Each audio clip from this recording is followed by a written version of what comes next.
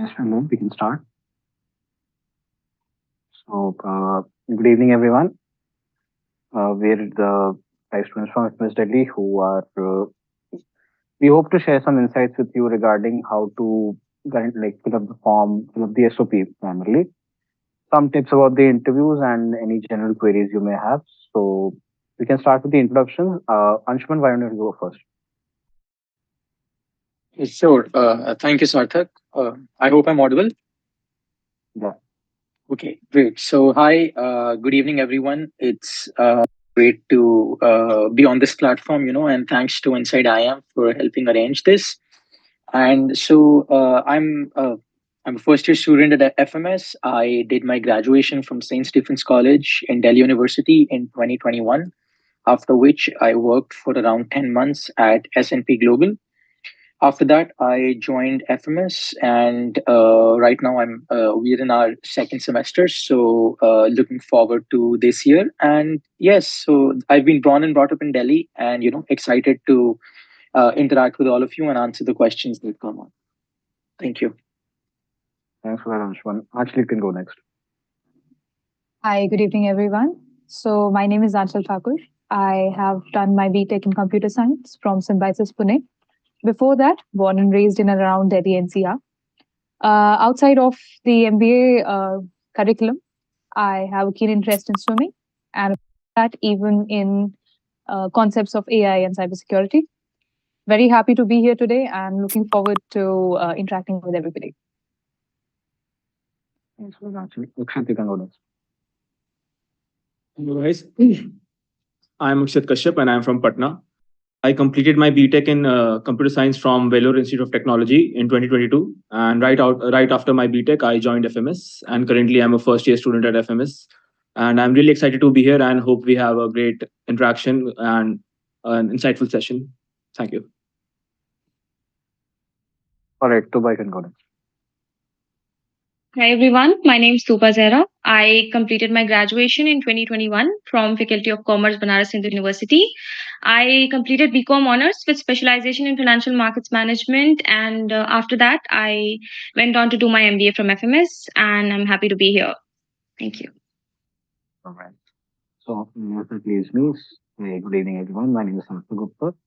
I completed my engineering from Bschool in 2020, post which I have around 18 months of work ex, most of which was at my family's rural educational institution in my hometown, Bhilai, Chhattisgarh. Currently in the second semester, as with everyone else. Looking forward to the session, and I hope you gain some good insights from whatever we have to say in the next 1 hour or so. All right. So, moving on, guys, I think we have the last date of the form on 20th, and this is the time when most people have at least a first draft of their SOP ready. If not, I'm sure we'll be able to help them get there.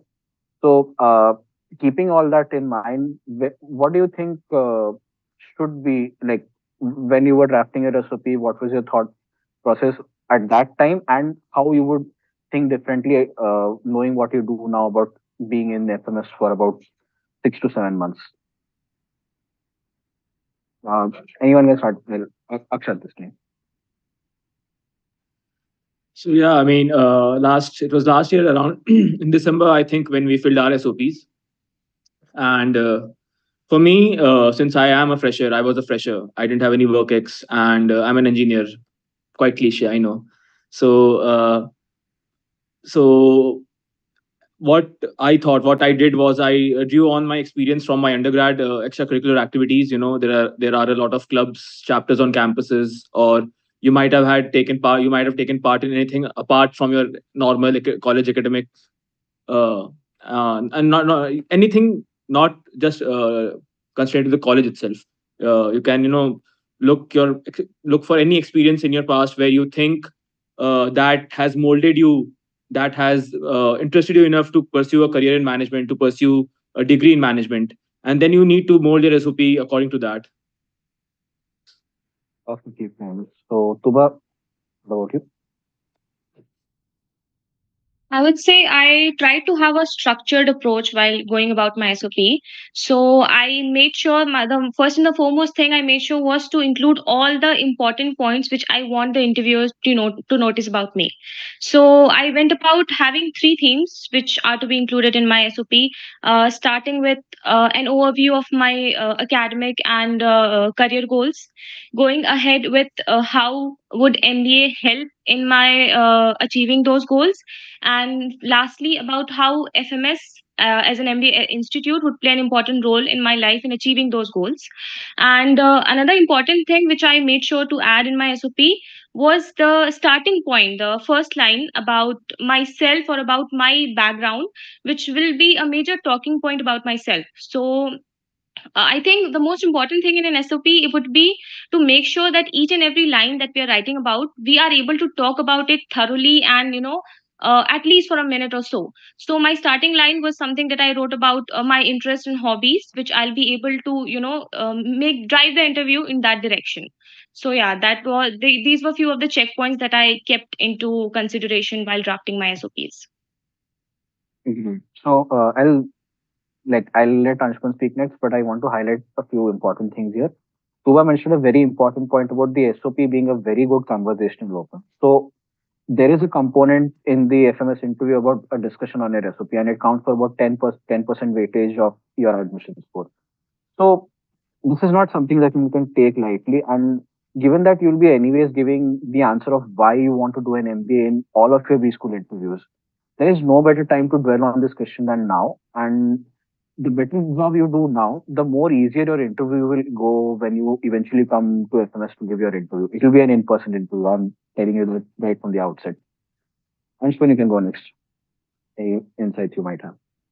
Yeah, so I think building on what Tuba said, and as you also, very well pointed out, I think the SOP acts as a great conversation opener. So, what I focused on and what I would also, strongly recommend is try to highlight something unique about yourself, in those words. I mean, you have, let's say, 100 odd words that you have to write about yourself. So, it's okay. It's you also tell about yourself. You try and build a story that accumulates into why MBA, and you try to answer that question as well.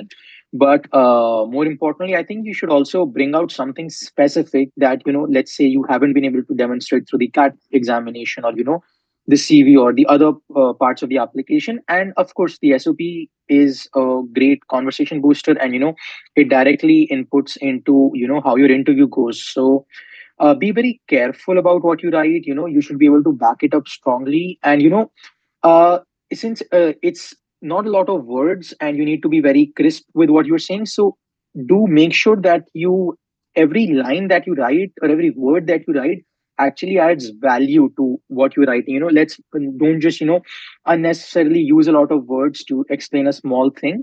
Try to make sure that you are, let's say, the value per word that you're using on your SOP should be maximum. Every word should add maximum value that you can in the SOP. Yeah, so I think that's from my side. Happy to answer any questions that would come up. Spoken like an analyst. So, actually, you can finish. All right. So everybody has covered most of the points. One thing that I would, want everybody to focus on is that the SOP is your one chance in this entire progress, wherein you can present yourself in the way that you want to the interviews in front of you. And there is no time constraint. There is nobody sitting in front of you, so there is a lesser chance of you getting nervous and rambling or something like that. I would suggest maybe write a longer version earlier for your own self. And then once you've sort of analyzed which points you need the most, then shorten it down to what the FMS word limit expects it to be. And again, stressing on a point that Tuba mentioned, that you need to make sure that it is structured. It cannot be all over the place, because that is one thing that they'll definitely be looking for. It's not how flowery your English can be or how many expressions or authors you know, but it's more about how clear you are in what you are, why MBA, why FMS. So I'll be talking in some of my own. Akshat, you have something to say? I just wanted to add one thing. Everyone said, I guess we've covered all the major points, but then one last thing I wanted to add was it's important that you be authentic. I understand there's a lot of pressure. You need to put on points which distinguish you from which distinguish you from other candidates and which give you that edge. But then if you try to be someone you're not, that's not really a good idea, and that trust me, that can be, that can be caught on. So be authentic. Thank you. I was going to mention something in the similar vein. So, see, when you're giving an interview, and especially an interview which FMS does, so we have pretty short interviews compared to what goes on in the other B schools. Now, the professors here are capable of catching you bullshitting within 10 minutes, within those 10 minutes. And the SOP is actually taken for that very purpose itself. Why do you think they don't simply ask you why MBA during the interview itself? They want to see how your answer has progressed over their 4 months of PI prep. If there is any change, they will grill you on it. And that is why authenticity is so important. You need to be very clear right from the outset on this day, like 18th January or 20th January, whenever you submit your form. Of course, your answer can change as you go through all the processes of other colleges and when you come to FMS. But there will be some core truths that you cannot change. And if you try to do that, Akshat pointed it out correctly that, yeah, they will catch on to it and there goes your chances of coming here. So I think the only thing I need to state here is we all think we are answering the same question when we are filling the SOP. Why do I want to do an MBA? It's not. If the true question is, for me, it would be, why does Sartha Gupta want to do an MBA at FMS? For Akshat, it would be, why does Akshat Kashyap want to do an MBA at FMS? The moment you think in that direction, it's a different question for everyone. I am a different person. He has different motivations. We all have such diverse backgrounds. And that is the point of this program, that it brings us together in tightly packed, jam-packed schedule for about 2 years and we interact with each other. So there is no possible way that you will be getting any good insights from reading, like, suppose we give you an SOP, that won't help you. That will be actually very counterproductive. So now, I would like it. So you all have highlighted points about how others would go about drafting their SOPs and how that drives the interview. I would now like to direct the attention towards certain other parts of the form. So, if all of you remember, we had sections about co-curricular activities, extracurricular activities. For people with work there was a section of where you can write about your work for a, I think around 600 words was the word limit. So for people who use these different boxes, I'm sure all of you use the extracurricular and co-curricular boxes, and they did become talking points of the interview. They were for me. I want to know, and I wanted to share with the aspirants as well. How did they drive the interview for you? In now, Anchal can go first. All right. So, agreed, your extracurriculars do end up playing a very important role in your interview, particularly if you're a fresher, because then you don't have your work that you can talk about. And for me, my extracurriculars were around sports and around technology. And that was actually really beneficial for me because when I walked in and I was given the topic for my extemporary, it was centered around technology, around what I'd written about. So AI and things like that. And, in that moment, it gives you a great sort of relief because it's a very, vast canvas from which they can choose the topics. So when you feel that, okay, this is something that, yes, you can indeed talk about, it gives you that minute of confidence and allows you to center yourself in the interview process as well. So for me, that was really interesting. And I was glad that I mentioned about all of these activities. But then again, as Akshat said, do not try and fake it a little bit because, again, the professors can catch on to you if you are not going into detail enough. So we can't emphasize this, very much, but be sure that you're absolutely genuine in what you're writing. So Anshuman can go next. Yeah, so I think the information that you fill out in the extracurricular and the curricular activities, that is again a very big input into your interview. So for me, how it worked out was that I'm a published writer. So I mentioned the fact that I wrote 2 books and I talked about them in the application itself. So my interview, I would say around 90-95% of my interview was based on that itself. Like I think it was a 25 minute interview if I remember correctly, and most of it was centered around that to the extent that, so I've actually written a collection of prose and poetry. Sorry, I may be digressing here. So for the context, so I was actually asked to read out snippets from that in the interview itself by one of the professors. So what I'm trying to say here is, again, if you have something unique that you bring to the table, for example, Archer talked about swimming. So be, and if it's something that the other person is also interested in, and mostly they are. So what they're going to do is they're going to deep dive into it. So for example, let's say if I talk about writing, so I do need to, be sure about what kind of authors I read, be able to talk about them. So for example, there's this book Animal Farm also. So I actually had like a 2-3 minute conversation with the professor on that, and it was also it was regarding the fact that, so they in the Animal Farm, it goes about, that the man is in a race, to get better and better, talks about greed as well. So that was where it sort of dovetailed the conversation as well. So again, so anything that you write in the extracurriculars, if it's a little offbeat, then do prepare well and do make sure that you have substance to back it up and to portray in the interview. So very interesting point about your interview going for 25 minutes. And yes, this is the experience with some people who have such like they are hooked. Every point of every word of your application form, not just your SOP, which is why I wanted to highlight this here. Every word of your application is a hook. If they catch on to something and they want to know more about you, they can drag the interview for a very long time. All right. So, Tuba, you can go next. Yeah. So Anshuman and Achal, they have like really great extracurricular achievements and all that. But for me, when I saw that section, I was kind of freaked out. For most of us, we just get like we don't have much. Like, what are we gonna write about? What are all the important stuffs? So it's very important that we have to sit back and retrospect about everything we have done so far. You might think that a particular achievement of yours might not be important or might not be relevant here, but that might end up becoming a very important talking point in your interview. For me, at first, I used to volunteer a lot in different NGOs. That used to be my interest and hobbies, and I got a couple of achievements for that also.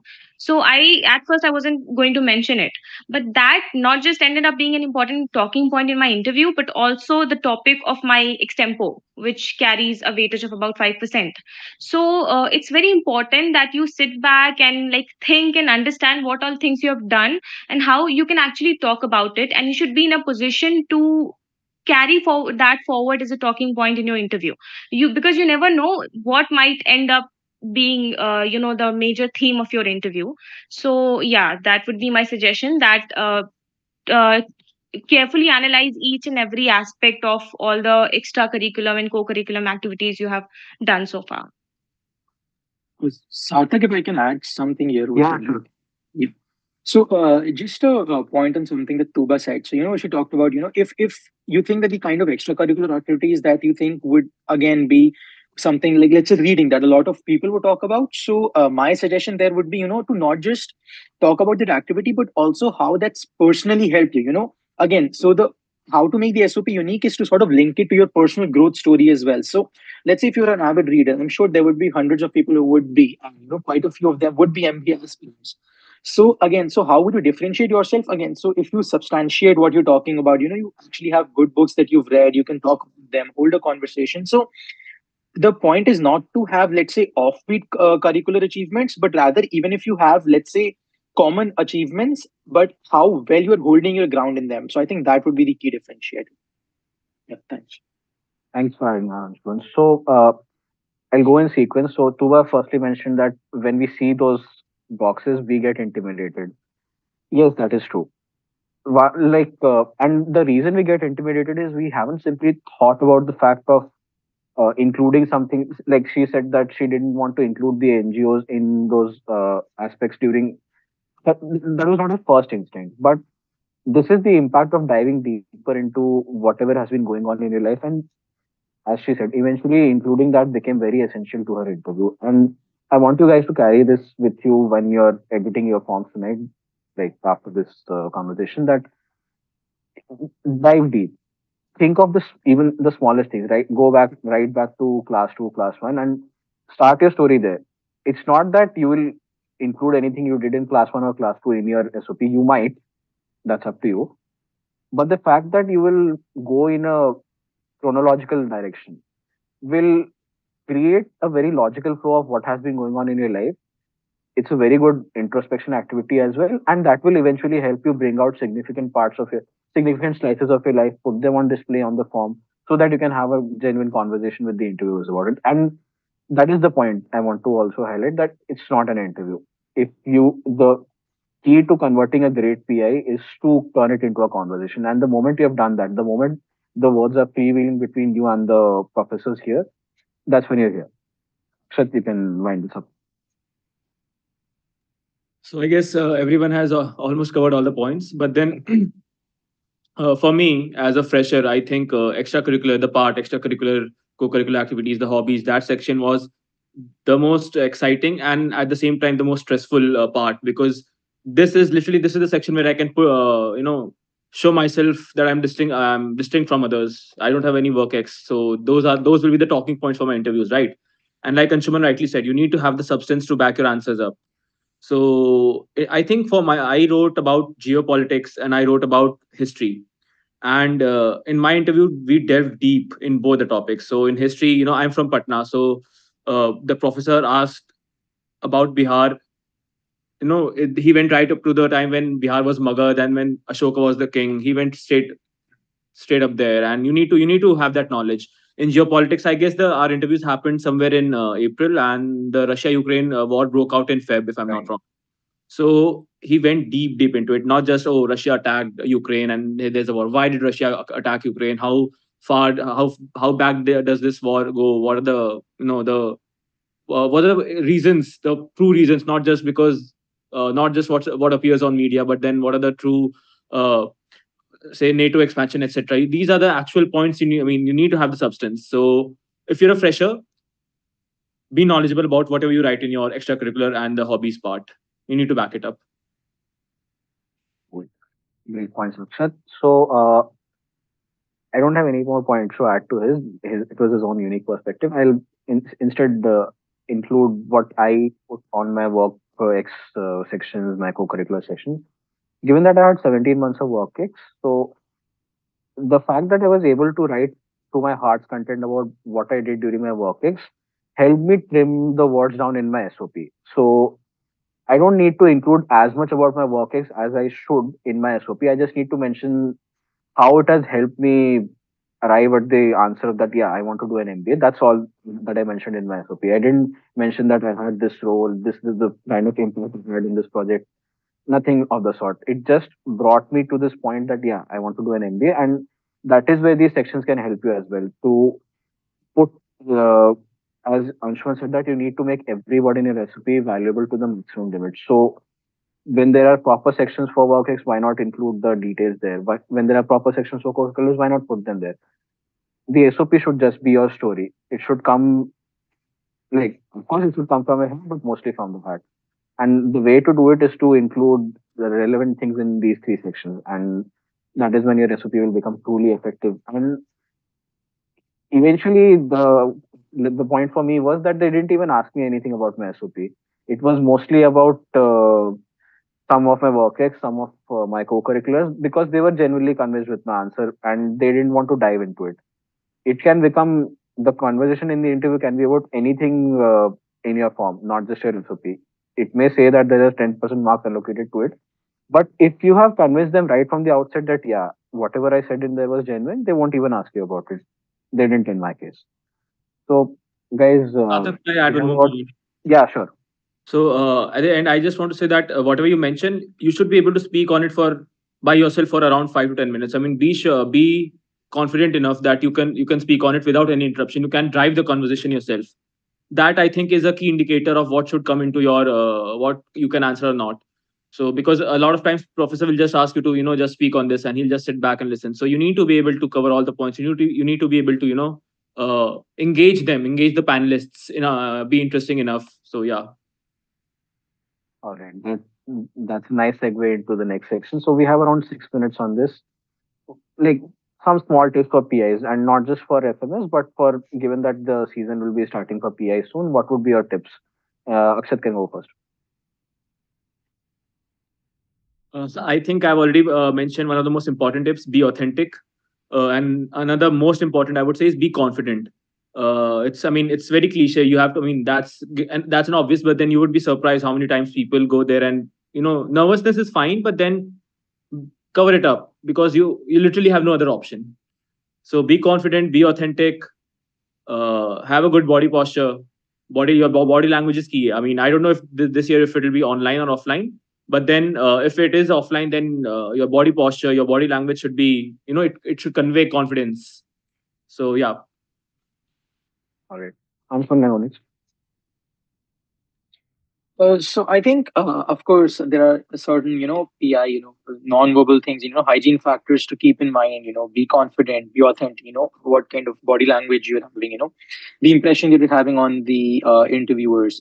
I think apart from that, one key thing that what people I would say not really talk about, or is undervalued is the substance that you bring into the PI. So no one is going to take you simply because you were confident, or simply because you had had a good communication skills. You also need to back it up with strong substance, whether it be your graduation subjects. Okay, so on a slightly different, on a tangent, do prepare your graduation subjects well, because in most interviews, especially freshers and people who would have, let's say, even 1 year or 2 years of work ex, they would be asked questions. So again, if you're not able to answer them, or let's say if you're not able to answer theoretical questions, or about current affairs, so even if you're confident, or you might be smiling while saying that, I don't, sir or ma'am, I don't know the answer, but that doesn't leave the impression that you would want. Okay, so you don't know the answer, but that should not be happening most of the times in the interview. So I think one important thing is to, of course, have substance, develop your knowledge, and do read the newspaper every day, and that's going to keep in good stead in MBA as well. So current affairs, academics. So these are extracurriculars, of course, back it up as well. So some things that you should keep in mind. Yeah. All right. Anshul, what about you? I agree with all the points that they raised. One thing that I will add is sometimes it's a lot about your presence of mind also. And whatever answer you can think up in that moment could actually be the make or break point in your interview. That being said, I would not suggest that you try and be a smart aleck or be very sarcastic in your answers. It's okay to sometimes say that you don't know, but as Anshuman said, try and make sure that it does not remain the trend of your interview. And that's all that I have to add on this. All right, Anshul. You actually got me to something. I'll share 2 points here. First of all, the point that she raised about being spontaneous, that is the essential part of it. There should be some control to it. And I have this slightly oxymoronic pair of words called intentional spontaneity. So, how does this arise?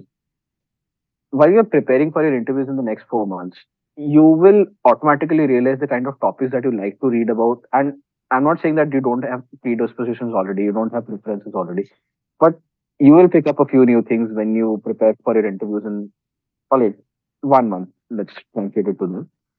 So, when you jump into your interview and you're asked about these things, be ready to take control of the interview at that point in time when some topic of your interest. So for me, that was digital marketing, content writing. It could be anything. It could be writing, anything of that sort. So when you get the opportunity, take center stage. Do not miss that opportunity. And at that moment, there should be some control to your spontaneity as well. Say what comes from your heart with some mindfulness. Tuba, you can go next.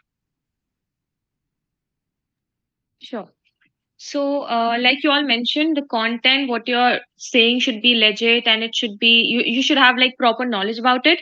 But also, I'd say one of the most important aspect of it would be you're showing your passion and enthusiasm.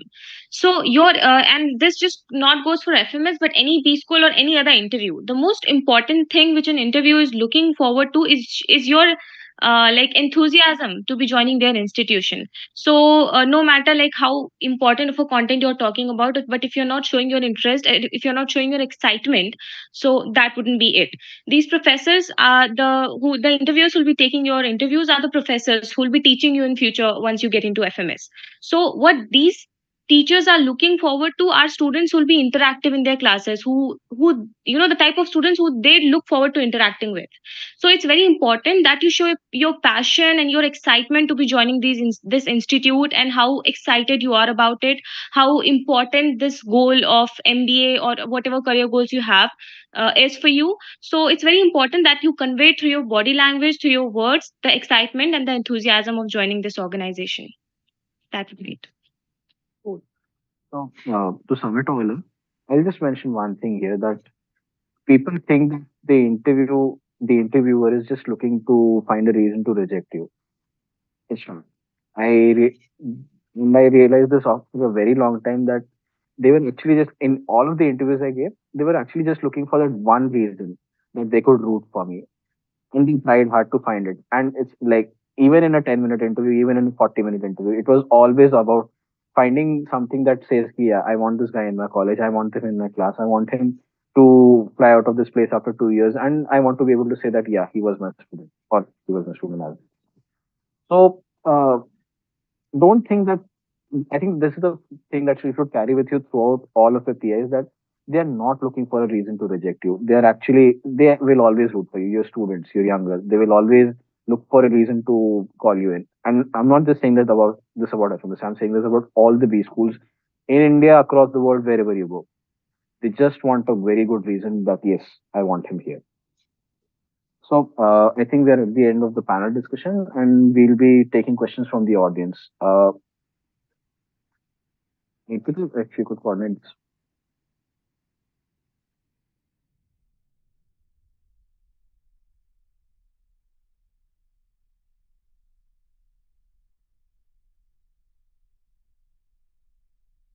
Uh, will we be able to get the questions from the YouTube chat?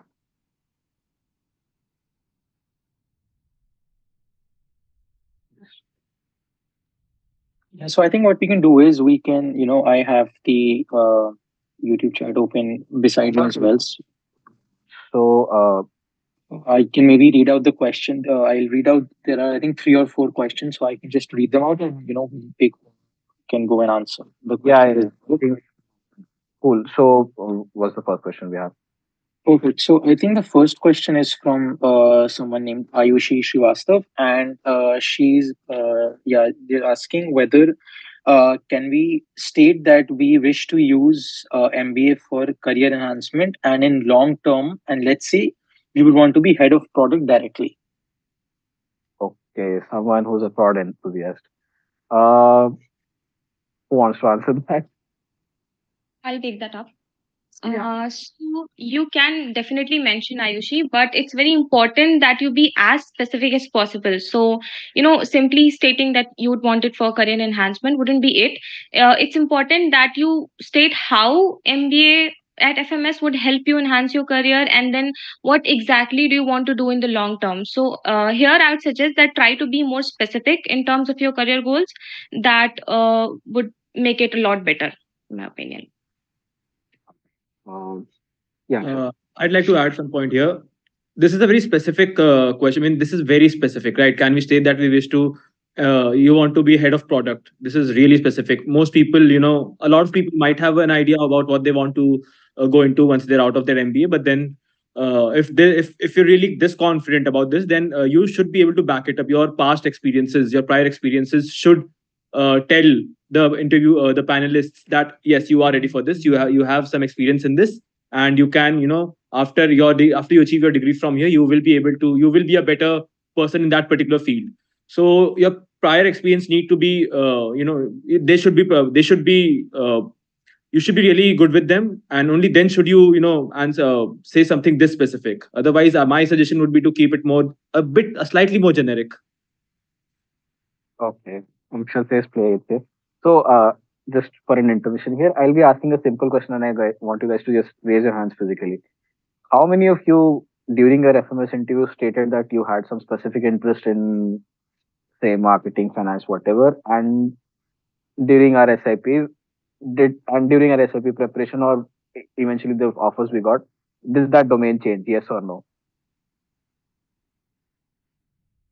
Okay, we have three people here. Okay, on the okay, we have on the other end, but I think if I ask this question to all of my 300 batchmates at FMS, more than 50% hands would go up. And like it's not confirmed. Let's see how that pans out. But that should tell you something that you may have some inclinations at this point. Once you come here, once you're exposed to everything, to the entire environment, I can definitely tell you there will be a lot of impetus for change, and you might end up switching your preferences very quickly. I had none when I was giving my FMS interview, and I was very honest about it. Like I never said that I want to be head of product or anything such so specific. And it was not just for the fact of playing safe. I really wasn't sure, and I knew that if I cooked something up, it would be detected. And I didn't want to have any conviction lacking in those answers. So for people who are in the same boat as me and Tuba here, uh, I think Akshat's advice would be perfect for you. And it is good to play on the safe side, because if I ask you the question, where do I see myself in 5 years? I'm asking this myself and I don't know the answer. And that seems to be the case for most people today. So I think that should be it. Uh, I think we can go to the Yeah. next question. Yes. The next question is from Atreya Tiwari. So they're asking how to get information to answer the question why FMS. Oh, good one. Okay, not just the website. Uh, so, I'll take this one initially. yeah. They're asking us to pitch FMS to them. Yeah. Mm. So I let's do it. Let's do So it. yeah, FMS is a different thing to every one of us, and there are different aspects that will speak out to you. Personally, of course, beyond the numbers that are there on every website, on FMS, on the different comparison portals as well. One thing that stood out to me about FMS was that it's a part of the DU North Campus area. And to be able to get that sort of an environment wherein, it's an open campus, you step out and you're right in the middle of the Kamla Nagar market. I think if anybody is, beyond academics, beyond placements, beyond fees, looking for why FMS and has the sort of personality who would love to be in the middle of Delhi, I think FMS is a great place to be. Yeah, and I think one thing that I'd like to add here, I think Akshat and Tuva would know. So we were in our class and we were having a discussion with the professor. So please don't mention ROI. I think it's yeah. So uh, I just a disclaimer out there. While it might be a very valid reason, and it might be it's genuinely the case, and that a lot of you would be considering FMS because it has a stellar ROI, no doubts about that. But the thing is that in a management education, if you're looking at one of the top schools, ROI should not actually be the first parameter that comes to your mind. You look at it as an investment. Not just some money that you're spending and you want to get it back ASAP through a good job. That you would, if you're in FMS, you would get a good job. But don't just try to, pitch as to why FMS. Don't just look at ROI as the answer, to all the questions out there. And do, as Achal also mentioned, you're in the heart of Delhi, the you are able to explore the city and what it has to offer, and it's a great space to be in. Of course, the we can all have a comparisons on the rigor and the kind of academics as well as the extracurriculars that take part. You have the due circuit and everything, but again, so yeah, just to disclaimer, you don't just pitch ROI because that is not likely to go in your favor. That answer may not go in your favor. Again, in some cases it might, but yeah, don't just bang on it. Yeah, good point. I have some things to mention, but I will be doing that at the end of the replay. So Tuba, you can go next. Yeah, so these people they have like mentioned very valid points, like how you can relate to FMS and all of that. But maybe all of us aren't that close to Delhi. Maybe we don't know about the campus and everything. So you might not be in a position to always bring up that sort of a point. So you can always go for the alternative aspect of FMS as a brand.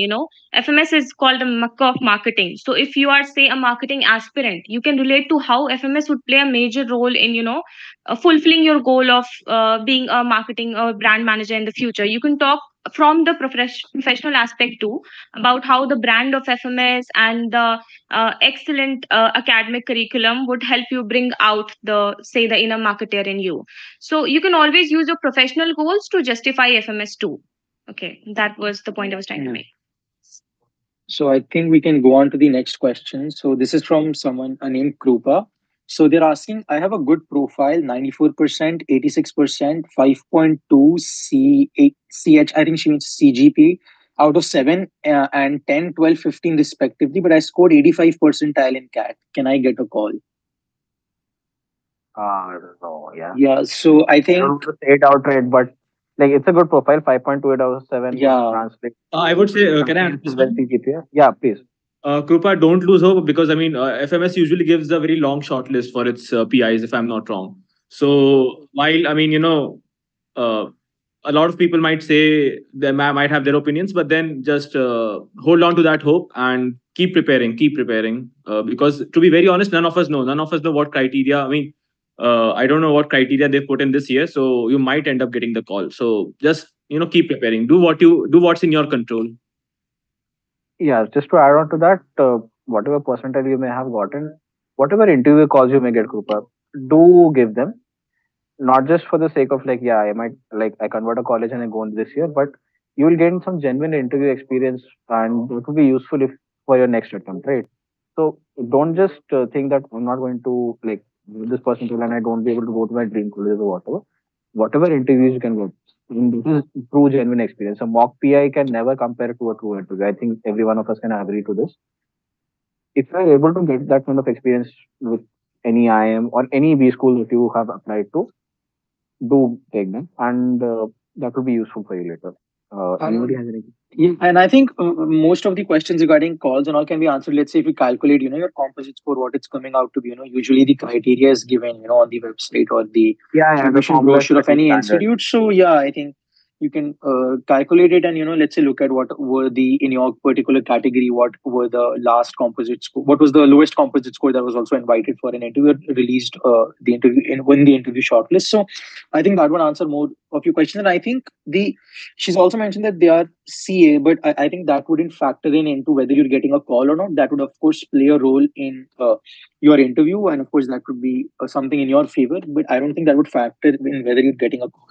Yeah, PI calls. Okay, so I'll go on to the next question. So this is from Mitali Joshi. If I were to say that my long-term goals involve consulting oblique strategy, what kind of things can I prepare with respect to interview questions? Anshu, yeah.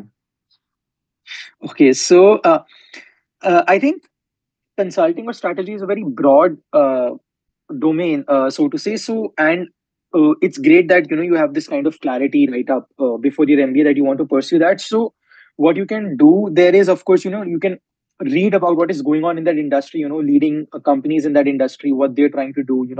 The kind of initiatives that are happening in the industry, and of course, build a strong business knowledge regarding the industry. It's good to have current affairs, but again, if you're mentioning something specific like consulting or strategy, then you should also be aware of what is going on specifically in the business environment for that particular domain. And what kind of things can I prepare? So I think the preparation would also happen once you are in an MBA college. But before MBA, of course, they wouldn't be expecting a lot from you in terms of, let's say, raw knowledge specifically for these domains. But of course, if you are able to demonstrate your interest or how you came about to be interested in consulting or strategy, or if you're, let's say, involved in any competitions in your undergrad college, or if you're involved in any clubs or anything that would make you a great fit for, let's say, a consulting company or a strategy role. So that is something that you can highlight as well. Archil, if you would like to add anything here. Nothing much. Actually, you've covered most of the points. One thing is that if you're talking about consulting and strategy, you have to have knowledge of almost every single domain. So, a consultant is not somebody who's just going to be dealing with issues related to one particular stream. You would have to know concepts from every single domain that we'll be studying in college. That being said, having a very basic level knowledge of all areas would definitely go a long way. The professors also don't expect you to be knowing everything about the domain, right? But if your concepts of basics are clear, then I think that will help you out.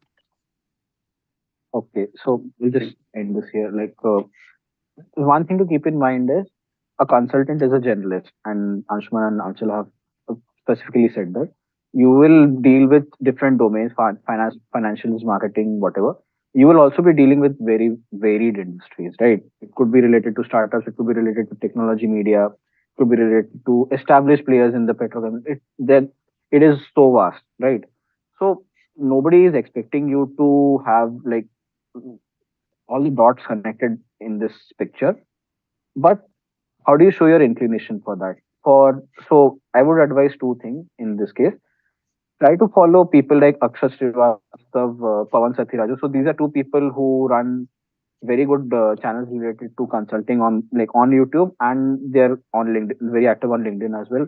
Rajan Singh is there as well. So and these are not the only three people. There are a lot of people who talk a lot about consulting and the related facets in India. So try to follow their writings, and you can do that easily within 2 to 3 days and get a good idea about what is expected of a consulting candidate, right? And the key aspect that a consultant is tested on is his communication skills. All right.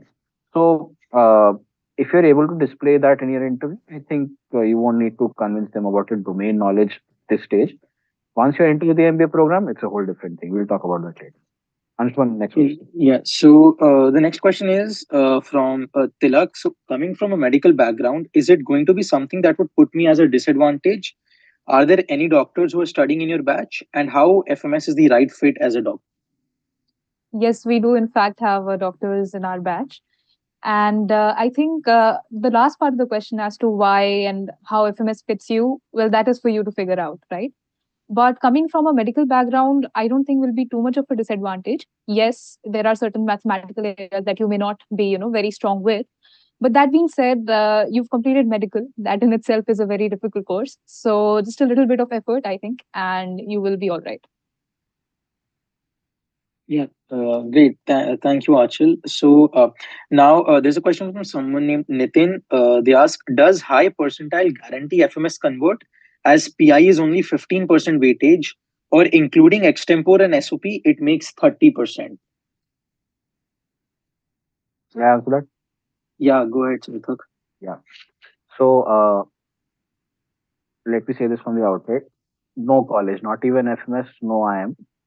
Nowhere is it guaranteed if you get a very high percentile that you'll convert your call. Okay. Even with FMS, where CAT counts for 50% of your score, given that it counts for 50% of your score, you can expect that people who will be shortlisted and who will be going for the interview, they'll all have percentiles in the same range, right? So when they need to create the cutoffs for the first list of candidates who are considered for admission, right up to whatever we had some 10, 12 lists released, it will be all on the basis of how your interview went, how your 10th and 12th marks were, what kind of SOP discussion did you have, what kind of extempo did you have. It's not just 15% of your PI. There's 15% of your PI, 10% of your SOP discussion, and 5% of your extempore. That's 30% marks, my friend. And those 30% marks are critical, very critical in getting you an admission here. Do not take, do not just take your percentile and take your interviews for granted. So in my case, I converted in my first list, but one of my batchmates here, he had a 99.86 percentile. He did not really do well in his interview, and yeah, he had a late convert. So there have been people who had like 99.8 again, and really timed their interviews. They did get a customer's call. So do not take your interviews for granted if you just have a great person. Yeah, I know Sarthak's VRC 100% Tyler. So we of course also have a lot of high people. So of course, high percentile definitely it increases your chances of a convert. So no doubts about it. Okay, so the next question is from Kumar Tajesh. So they say, I did BSc mathematics but have not much knowledge of it. Even in other interview I gave recently, it became a problem as I was unable to integrate logics. How to tackle this if I get an FMS call? Learn how to integrate logix the next. But to be on a serious note, as Anshuman said, if you're a fresher, you need to have the substance. So and you need to have that academic knowledge. If you did BSc in mathematics, then so I guess it would be harsh to say it would be a sort of reality check, but then you need to be able to do better, especially in subject you undergraduate in. So I'm sorry, but there's no the.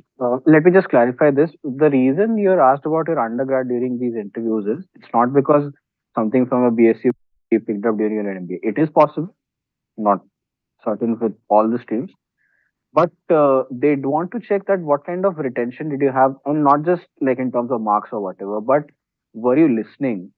Can you apply whatever you learned to the real world? And during the interview, if they're asking you spontaneous questions like integrating logics, it's a tough one. I will tell you this. It has a fixed answer. But if they're asking you that, they expect some answer from you, not the correct answer. You can even like mention step by step summation up, and then how you would go about it, not just give the final answer. So if you don't know anything, now this is a general reply to what do you do when you don't know the answer? Try to link it to the real world. So I had this conversation with one of my friends who is at IIM Indore right now. He was asked about the state flag of Karnataka. What color would it be? he didn't have an idea, but he was living in Bangalore and he had seen the color red on some government building a while back. And he mentioned that, I'm not sure, sir, but because of this experience that I had, I'm sure that red is a part of that flag. And he was correct. He was partially correct. But so what did this answer display? It displayed the fact that yes, he is observant and he does not just buck down when he doesn't know something. He ran his mind and he came up with an answer, right? I would say this is the general way to go about it when you don't know something. Do not gaslight them. That is not what I'm saying. But be like spontaneously reactive to be ready to able to apply your mind at Yeah. any point in time when you And yeah, and I think logix is a very, favorite interview question to ask as well. I think it's done by integration by parts. So of course, it's a little tricky as well. So if this is a general tip. So if you're coming across academic or any questions that you do not know the answer to for in one interview, do revise them.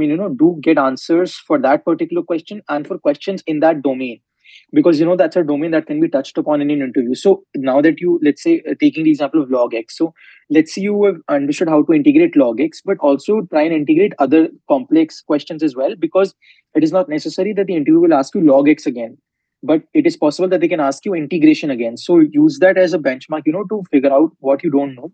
And of course, it's a continuous process to try and build it up as much as possible.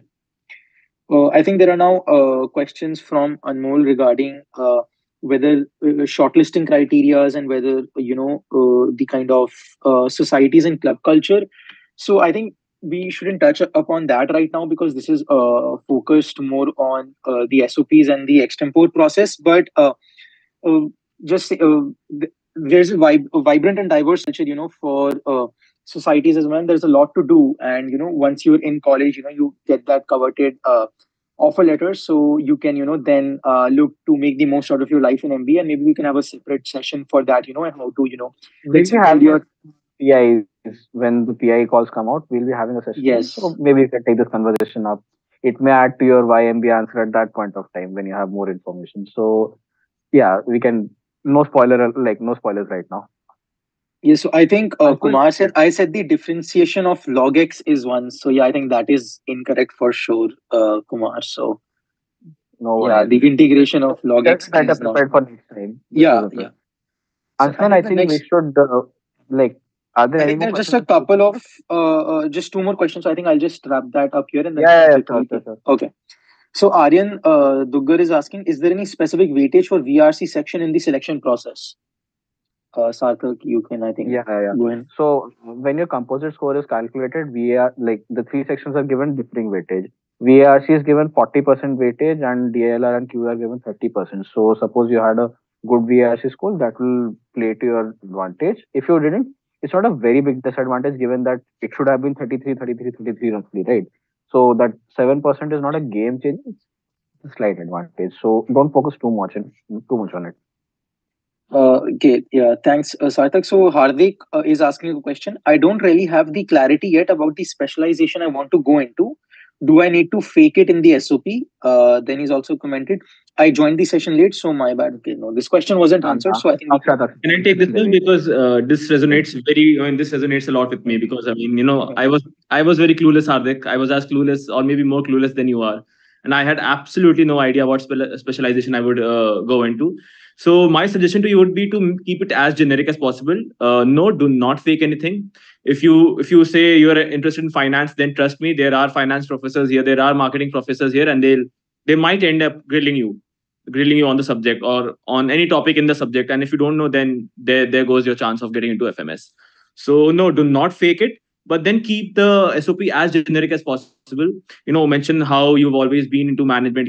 Maybe you've done some club activity in your college, and that you've worked with teams, and that led you thought you can go into a field where you work with managing people. Or my favorite is, I said I do not.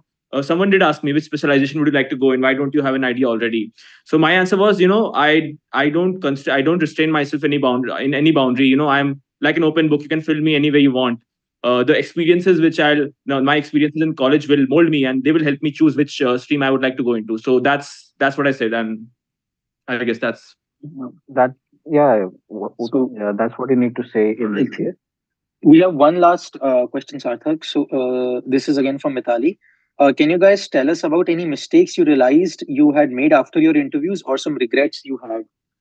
Tuba, maybe you can take this up. You seem to be quiet for a long time.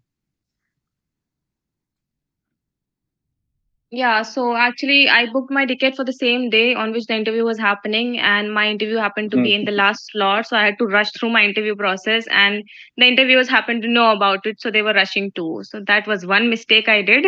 So if it's going to be an offline interview, make sure you keep proper time slot before and after the interview so that you don't have to rush through the process.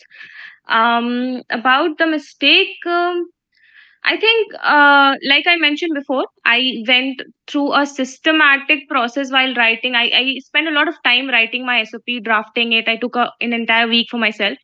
So I happened to make it very specific with respect to the domain I wanted to join in and how that resonates with all the past choices of, the my graduation and the subjects I choose.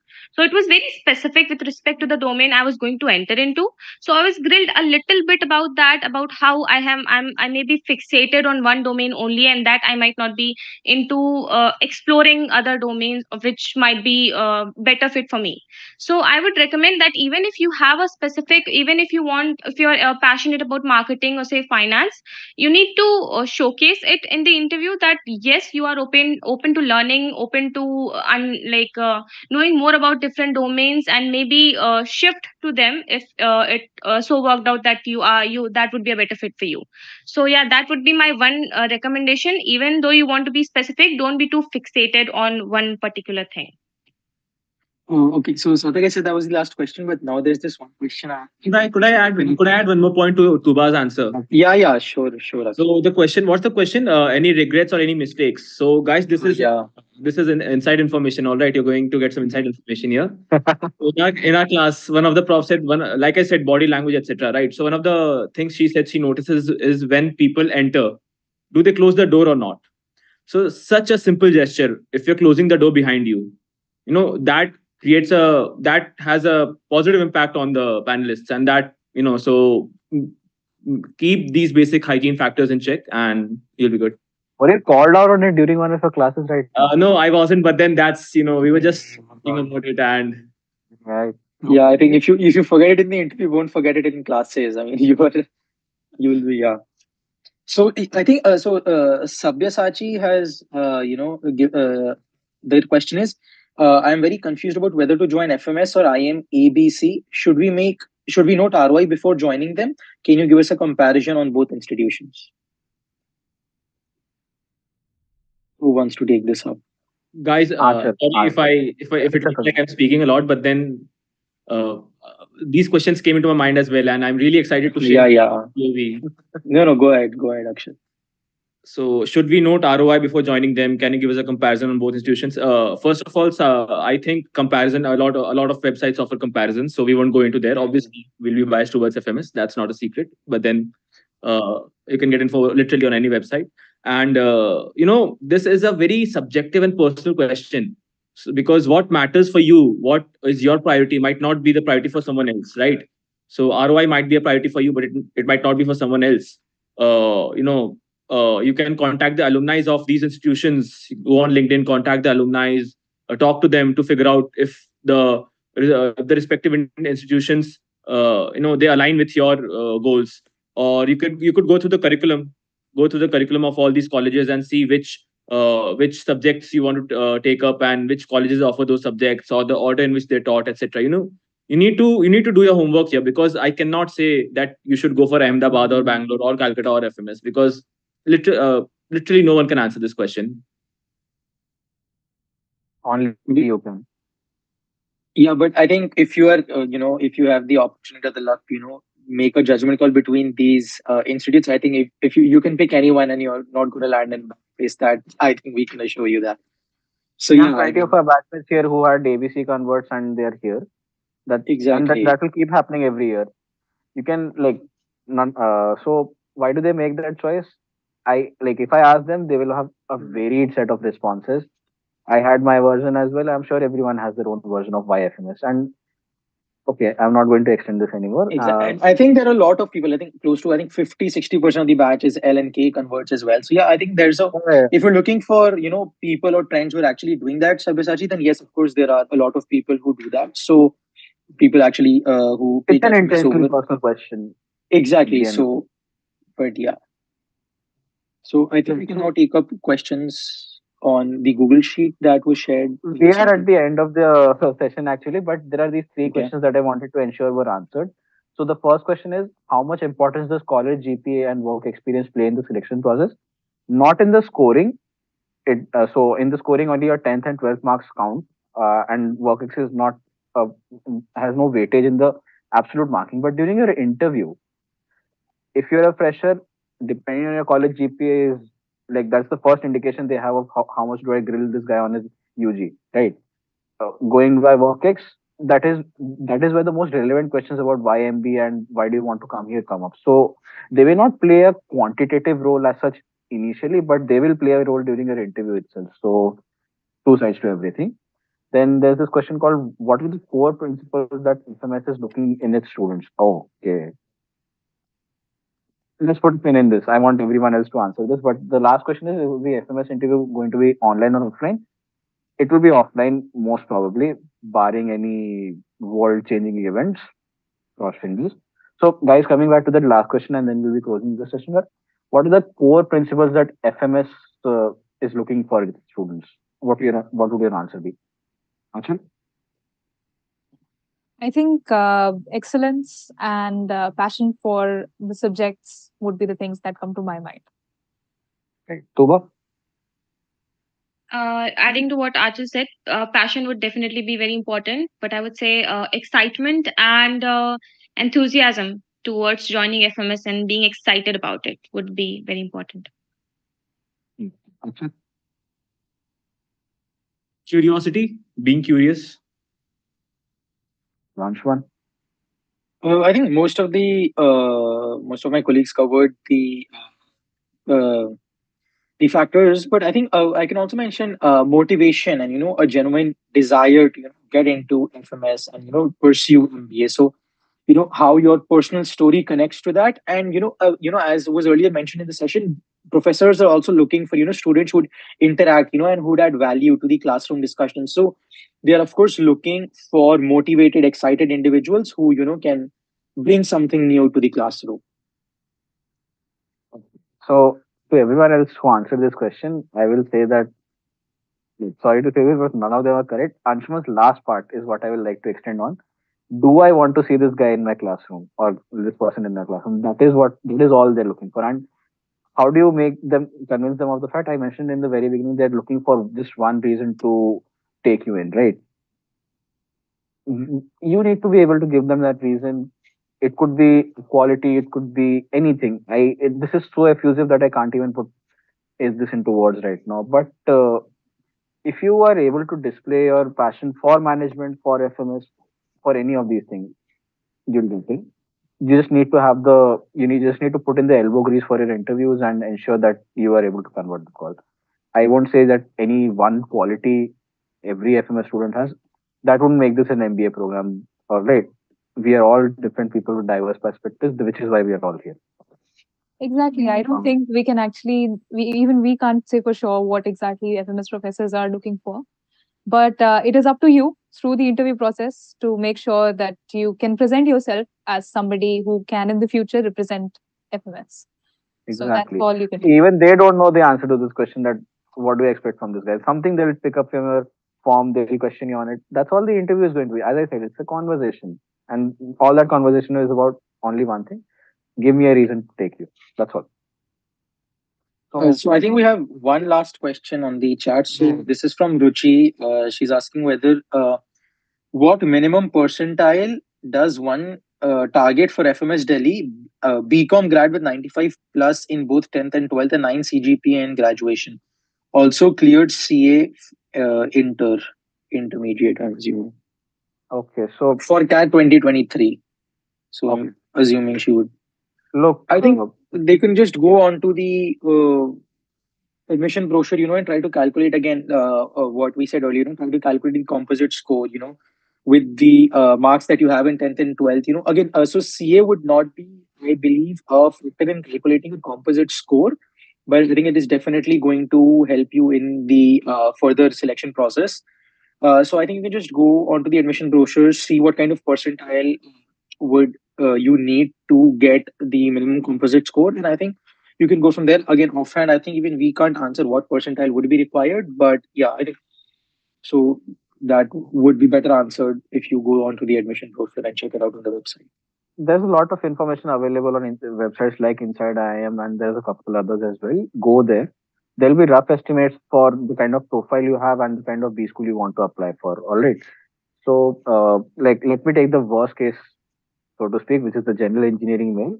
They need a percentile of about 98.5 to 99 to get an interview call. Later, they can still convert. Like, don't think that this is the minimum, which might mean that they might not be able to convert their interview call. If you have a good interview, you'll get through. So 98.5 to 99 is what I would say is the maximum you need. Beyond that, depending on whatever other criteria comes in during the admission process, would play a different role. So I'm giving you the highest thing that you can aim for. Beyond that, yeah, feel free to shoot ahead. So, Rajesh Gupta just asked, is it possible to get FMS with low ACADS? मैं बोलूं? Yes. So yeah, short answer, yes. yeah, I'll give the slightly longer answer. I failed in my fifth semester of engineering. I have a low GPA in my engineering, and there are a ton of people in this batch who have all sorts of academies.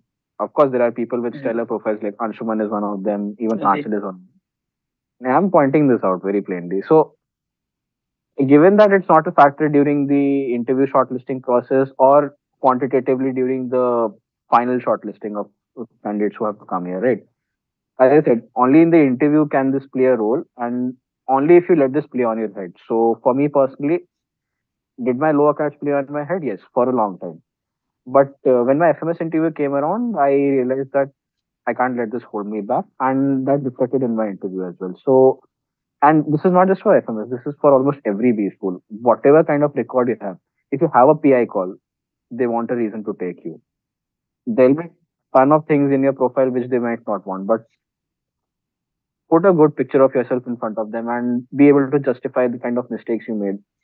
Or you'll be able to do that in at least one of your interviews, and then you'll be in a good place.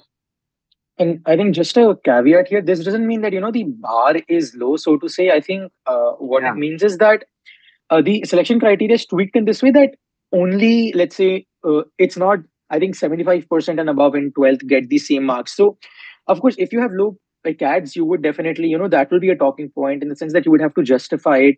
It's not exactly justify, you would have to talk about it, and raise your interest to why that happened and why that would not happen in the future, because of course no institute would want someone who's not a serious in academics. So don't take this as a thing that okay, I can just relax in my CADs, I'll just get FMS, get a high percentile, do a good interview, I'll get FMS. No, I don't think you should have that mindset or that impression, because that is not the case. If you have low ACADs, then you would definitely have to talk about it, and let's say deep dive into why that happened, and let's say give assurance or talk about some mitigation factors as to why that would not happen in the future. The key is to be honest about it. So I was very open about whatever happened during my UG, and it was not a soup of words that was just cooked to serve to the open world. I spoke from the depth of my heart about what happened during my UG, and they were open to listening about it. There have been I have a couple of batchmates who had very difficult experiences during their life, and some of them were very open about sharing them, and that added a new perspective to their interviews and those conversations, right? So, whatever has happened in your life up till now, if you get an interview call, they want you here. Just one reason, give them that. But I think again, just adding in a point here. But of course, if you have low CADs, that would definitely affect the kind of shortlist that you would get in summers and final placements. So if you're thinking that if you convert, let's say, FMS with low CADs, and of course there are people with low CADs in all B schools, and it's not just FMS. But then you would also, do need to know that the academics play a crucial role. So again, this is not, endorsement of any kind that, you can come with low CADs, because they have not just your interview call, so to say, but they also have more implications post that, even during your MBA journey and probably afterwards as well. So try to focus on your academics, and get as high a CGPA or a percentage as possible, because even if you clear the interview, you're gonna it might come back to haunt you, let's say later on as well. So yeah, that's the full disclaimer Yeah, here. yeah, it does. Yeah, thanks for highlighting the good Yeah. point. So, yeah, any other questions? So I think there are no more questions in the chat. Okay, let me just go through that Google form quickly and see if Yeah. we've missed anything that needs to be addressed. How to prepare for what, especially when abstract topics are asked. Not just what, even your PI, if anything abstract is asked. Guys, you have any opinion on this?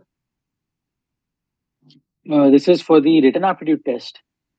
So it's the question is about written aptitude, but Hmm. you can even answer it from a PI perspective as well. So suppose Akshat is given a hypothetical about suppose this war happens. So that there's some specific So angle to it, yeah, but if you if you guys remember, we have extempore part, right? And in that, yeah, often we do get quite an abstract topic. Hmm.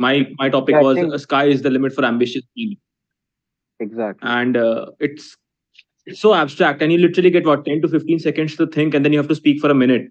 So I'm sorry, but then there are certain things where you don't have an answer for. I don't have an answer for what to do when you get an abstract extempore topic. Just go with your heart, just go with your instinct, and trust your instinct, trust your guts. Yes, you Yeah, can you do can. that. Okay. So, if you're talking about what you need to be like very coherent and make sure that it's because you have to be writing a small article about it. So, what happens with abstract topic is that you get that freedom to make of it whatever you can. For example, if it's the color red, so red can represent anything. It can represent romance. It can represent, say, aggression. It can represent beauty. Anything. So when it comes to abstract topic, it's actually lucky for you because you can use your creative talent to write something that you are good at, right? So I would suggest that there are certain checkpoints that you'll have to make sure of. First things first, that there shouldn't be a lot of gas into it. Like try to talk about a certain topic. You can take up certain topic, like I mentioned for the color red. You can say take up romance, and then you can write about the novels. You can talk about Shakespeare, or there's like couple of things you can talk about, right? So you need to make sure that you are not talking all gas, and maybe try to add more specific details. Try to show your knowledge, like what all things you know about. For example, if you're going to write about Shakespeare, his plays, his writings, that will show that you actually know about Shakespeare and that you actually read. So you can make use of these abstract topics to show your knowledge. So that is one thing I'd suggest you can do. One more add on to that. Just maintain structure whenever you're doing this. With abstract topics, it becomes even more particularly important that you have a clear beginning and a clear end. And particularly for the extempore, you need to also be able to map when your 1 minute is about to end. You cannot overshoot because you will be stopped in between. So don't finish too early, and definitely don't try and extend. So if you can practice a few times with abstract topics, there are a lot many on the internet, and just try to frame how long it will take. And as I said, maintain the structuring that will be required, and you'll be fine. So we're just having one more thing to this. So so when it comes to abstract topics, yes, it's important to maintain structure, but if you don't have any idea of what is being asked, right? People have turned the topic on their heads as well. So, like, if you're asked about sky is the limit, someone can just take it literally and talk about rockets or whatever, right? If they don't want to get into abstract. So that can this is a risky proposition. It can be taken as you being a smart aleck, as Achal pointed out. Don't do that. But it may help you with some interview who is looking for a cheeky reply. So they take a lot of interviews. Their preferences change. So what they're looking for also changes. That okay, they don't want these answers in the beginning maybe, but at the end of the day, they're tired. They want to listen to some. They want to be amused. You may be able to do that. So I would say this is mostly about reading the room as well. That should be one aspect. That if you don't have any idea, You can take it literally and then just run with it. That's all I had. So, all right, we'll look through the form for other questions. Okay. How do I prepare for extempore is done. Then, what is unique about FMS which other B schools do not have? Uh, we did answer this. Yeah, we covered. Yeah, I'll just add one more thing to this. So, for me, why did I want to come to FMS? This answer. So, I'm just paraphrasing my answer to you. I don't know how relatable you'll find it. So, I had the big college experience during my UG at Bschool. I had that for 4 years. But when I came to FMS for the first time, when I stepped into the campus on the day of the interview, I immediately felt that this is a place I could be. And why? There has to be some specific reason to this, right? So during my UG, yeah, it was a nice. Pilani, for those of you who know, is very isolated. It's like an ivory tower from the rest of the world. All you have is the village outside, and that's it. Everything that has to happen happens within the campus, and that is great. That is great for many people who get to visit institutions like that, IITs or whatever.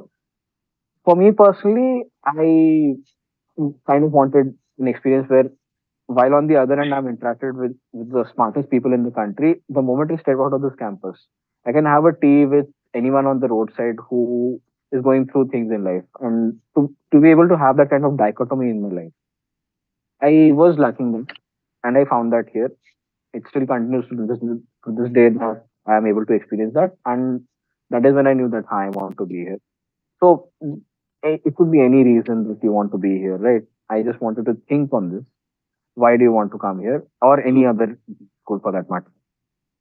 So we have, thanks, Sarthak. We have two questions here. So one is from Akshay. They're asking, their profile is 677 and got 99.7 percentile general non-engineering male. What are the chances for advance? Yeah, you'll interview call. Be Yeah, ready for hard questions yeah. about. There'll definitely be questions. You've got a good CAT percentile, so there'll definitely be questions on why 677. Okay, so I think there's an interesting question from Sabyasachi again. So can we have a suggestion on how should our CV look like? I mean, what all courses we need to do for a good CV? Achal, I think you can take this, or Yeah, Tuba. please. I think CV is something that again can be addressed at a later stage. That being said, it's a lot about what you want in life, what kind of domain you want to go into, and how you can back yourself up. For freshers, it's particularly important that you ensure that you know a little bit of the domain you want to go into. If anybody is planning to switch domains from their again, try and understand what is needed. Rather than us, maybe you can talk to industry leaders and they will be able to guide you better. Afterwards, when you come into FMS, you'll have your professors, you'll have your seniors, and everybody in the process will be able to help you streamline your CV. Over. Adding on to what Achal said, although this is something that you can take up once you get the final offer letter, there'll be ample of time before joining the B school. But it's very important to be well versed with Excel and PowerPoint too, because these skills will come in handy once you join the college. You have to make a couple of PPTs, and there are a couple of corp coms which Not you'll get just to a couple, a participate ton of in. PPTs. Ton of PPTs. Yeah, a lot of them. So these skills would come in handy, and you don't have to spend time at that point in time to learn Excel and PowerPoint. So it's very important that you are very well versed with these two applications. Yeah, and I think if you're looking for what all courses we need to do for a good CV, I think there aren't any specific courses, so to say, like you can do this, that's a checklist for courses. I think something that aligns with your interest would definitely be a good thing to pursue, and that helps you build a story or carve out, a particular thing for yourself. But apart from that, if I give my 2 cents here, I think a good CV would be something that's well rounded and overall, like if there are 3 or 4 Yeah. sections, let's say a PR section, marks, then there's extracurricular achievements, work. So if there is something to talk about in each of the sections, so well rounded CV is definitely a good CV. So, and again, I think Sachi, they also had a couple of questions on CV earlier as well. So I think more than the CV, how you present your story is what counts. So if you're a good cat person, you get the interview call. You read about current affairs. You get your knowledge there, and try to put your best foot forward in the interview. So I think you'll have a good shot. So I think worrying too much about the CV at this stage would, I think there's plenty of time to worry about the CV. Trust me, that's what most of MBA is. So I think you can do that later on as well. All good. What other questions rather than Uh, so I think, does FMS even call students at 98.5 for GEMS? is- Okay, so I think yeah, there are I think a couple of other questions on percentile as well. So there's someone who said OBC 95.73. Can I expect a call? I think the best way to actually verify that would be to go on to the website, check out the admission brochure and see what kind of composite. Yeah, I can sorry add to. there. Yes, I Yeah, think yeah, the sure, tough sure, call please. expected because I have a friend who has similar profile and OBC and they did end up Mm. getting into FMS. So yes, you can expect a call definitely. you'll get an interview call? It's all on your PI.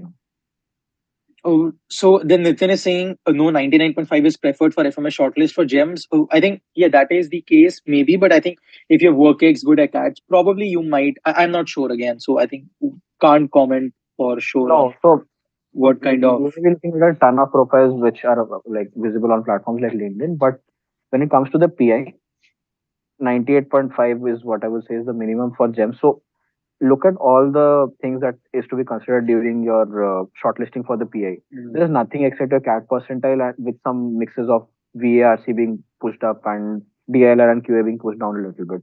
Nothing except your CAT score is looked at this point of your interview call. And FMS releases a long shortlist. So we have 300 students in our batch roughly. Our shortlist was 10 times of this, 3,000 people. I'm saying this, with 98.5 for GEMS, you will get an interview call, maybe even beyond that Mm. if the batch size increases. So So put a pin in. You will get an interview call all on your how you perform in API. there's a question by Ruchi now, and I'll very excited to read this out. Do you think taking parts in competitions available on Unstop helps in building a holistic profile? Who wants to take this up? Okay, Copcom scheme. Mm. Okay. So look, when you are in like again, थोड़ा सा insider information दे देते हैं as accepted. So when our session starts on July 1st, and from July 1st to whenever the summer. Our session technically started on 20th June or 19th June. Let's not get into the nitty gritties of when a session. Let's stick to the general. Yeah. This is what happens this year.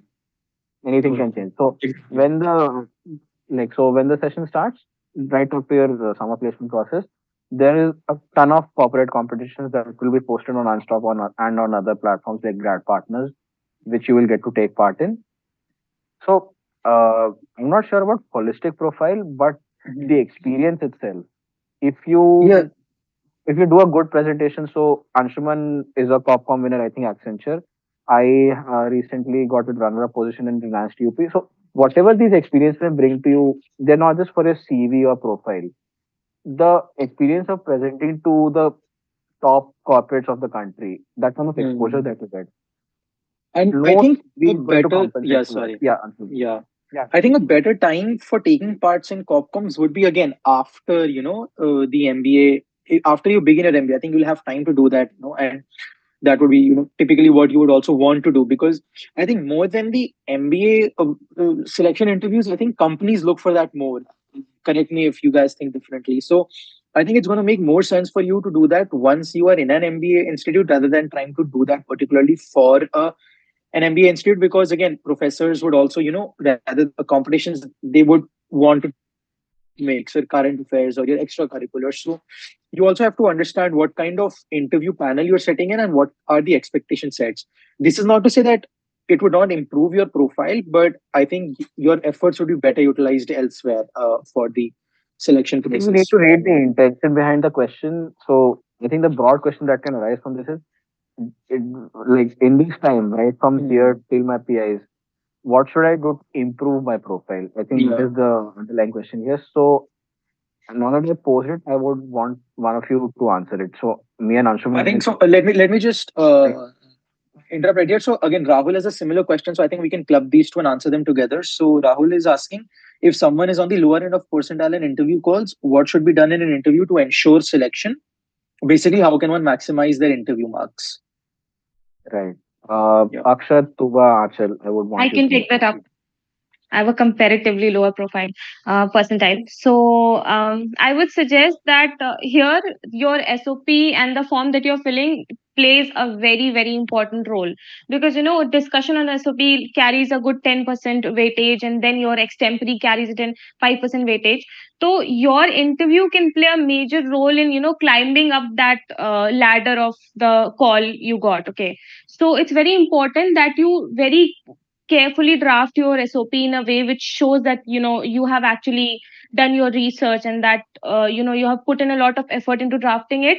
And like I mentioned in the very beginning, that you have to be well versed with each and every line of your SOP. Like, you can talk about it for a good 2 to 3 minutes, and you can like answer any of the cross questions which will arise out of it. That's one thing. Secondly, this is just one part of the interview. Secondly, they can ask from your academic background too, from your undergrad. They can ask certain questions, can be asked from your UG subjects too. So to be on the safer side, make sure you are well versed and you have prepared thoroughly all of those subjects, just so you cannot leave any questions unanswered, because it becomes very important for you, because you might not have that much of a higher percentile.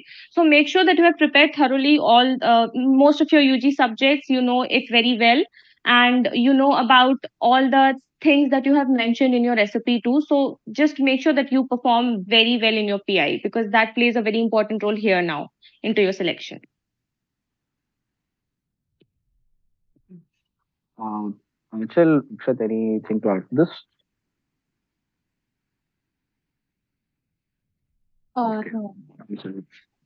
I Okay. think Juba So has quite well. So yeah. I think we have one last question here, and so this will be the last question that we will be taking up. And anyone, if you have any further questions, please feel free to reach out to any of us on LinkedIn, and we'd be more than happy to help you in any way that we can, answer any questions that you would have. We'd also help you connect to other of our batchmates if you're looking for anything specific in particular. So this last question is, what was your why FMS answer? Nobody asked, right?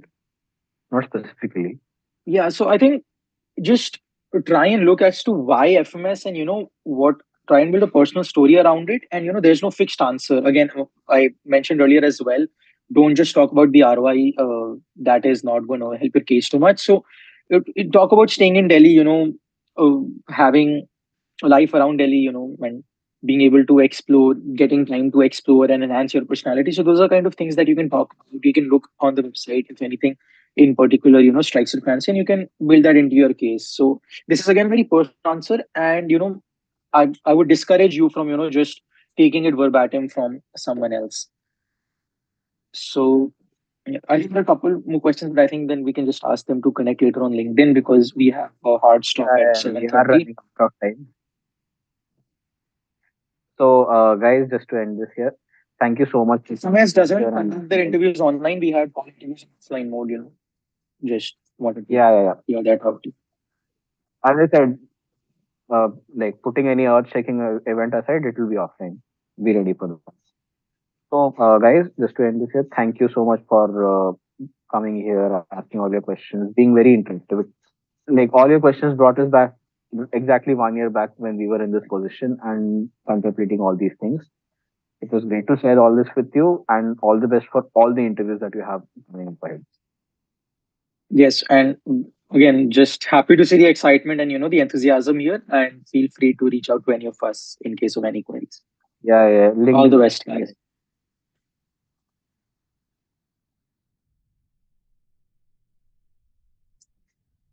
link.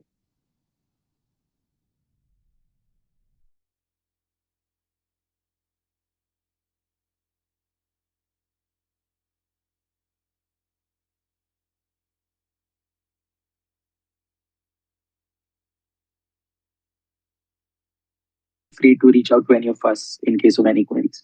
Yeah. Link All the best, guys.